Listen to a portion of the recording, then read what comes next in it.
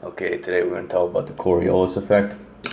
Okay, so this is pretty challenging to relay on a two-dimensional plane. So what I'm going to do first, I'm going to have to challenge what you guys think you know about right and left and east and west first. Okay, so the Coriolis Effect, the rotation of the Earth, the bending of winds is due to this Coriolis Effect, and it has to do with the rotation of the planet.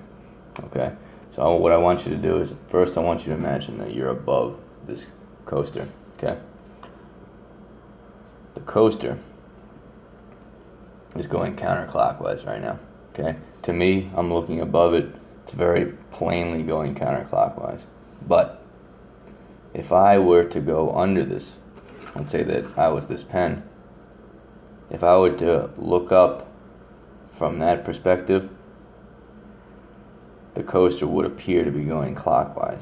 Okay, that's the main reason that the winds switch in the northern and southern hemisphere. Okay, so if I was sitting above the Earth, let's say I was at the North Pole looking down at it like I am this coaster, it's going counterclockwise. If I'm looking at the Earth from the South Pole, it would appear to be going clockwise. You can do this yourself. Take an object, do the same thing, just make sure you don't change the way that you were rotating it. Okay? Now, this concept is really important for understanding the Coriolis effect. So that's how it looks on the globe. So you have to remember that we live on a sphere. So the fact that we live on a sphere, when you're talking about right, left, east, and west, these things can get pretty complicated. So I'm going to use this analogy, which is, I think, pretty good for young people because a lot of you guys have probably done this. Imagine that you're on a carousel. Okay, so the carousel moves around in some direction. Okay, imagine that you're sitting at point B, and you got a buddy on the other side. You're at point A, and your buddy is on point B. Now, if the carousel is standing still, okay, if it was standing still, you would be able to throw your ball to your buddy with no problem, assuming that you had good aim. Okay. Now, if that carousel started to rotate counterclockwise, both of you would turn together. Okay. Both of you would turn together. But what would happen is if you threw the ball while the carousel was rotating counterclockwise, the apparent movement of the ball would veer to the right. Okay? No matter where you were. If you were over here, it would veer to the right. If you were over here, it would veer to the right. If you were over here, it would veer to the right. The thing is, as long as that object is going counterclockwise, the apparent movement of that ball is always going to veer to the right. Okay? This is what happens in the northern hemisphere.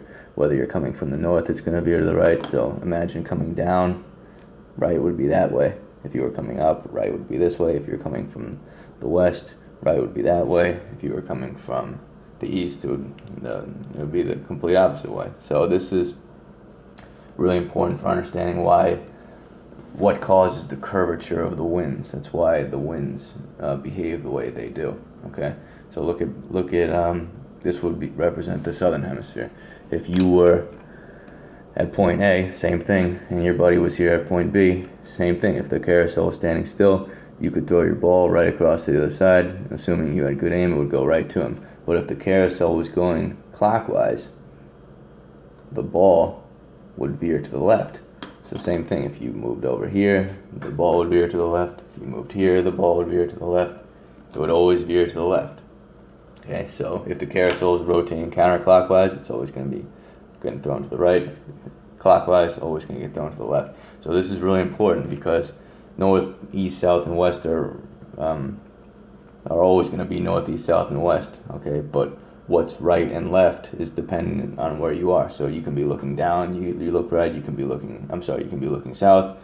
You can go right. You can be looking north. You can look right. You can be looking east. You can look right, and that's going to affect. See, all of these are veering right, but they're all pointing in different directions. Same thing with here. All of these are veering left, but they're pointing in different directions. South, west, east, north. Okay, so this is really important for understanding why the winds behave the way that they do on our planet.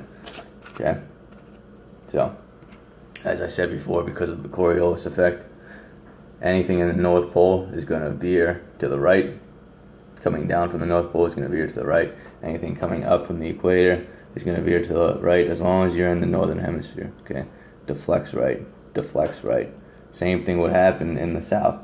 In the southern hemisphere, anything coming up to the equator from the South Pole is going to veer left. Anything coming down to the South Pole from the equator is going to veer left. They're both facing complete opposite directions, east and west, but what they do have in common is that they're veering left. This is because of the Coriolis effect. It's really an amazing concept. And this is why low pressure systems in the North Pole go counterclockwise, high pressure systems go clockwise, and why in the South Pole and the southern hemisphere low pressure systems go clockwise and high pressure systems go counterclockwise. What you'll notice about all of these arrows right here, and these are all the main wind currents on the planet, you'll notice that they're all going in different directions, but what they all have in common in the north is that they're all veering to the right. You gotta look at it from the vantage point of the observer. Same thing with the south. Everything is veering left. You can be going down and veering left, up and veering left. West, it's gonna veer left. So the northern hemisphere high pressure is clockwise. Northern hemisphere low pressure is gonna be counterclockwise.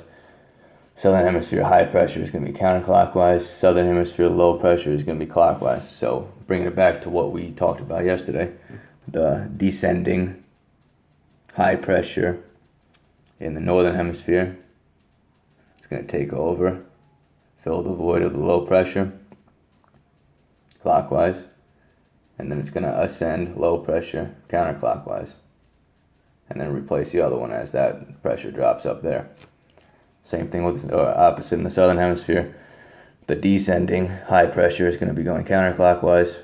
It's going to replace the low pressure, and the ascending low pressure is going to be going clockwise. And then it's going to overtake the other one as that pressure drops.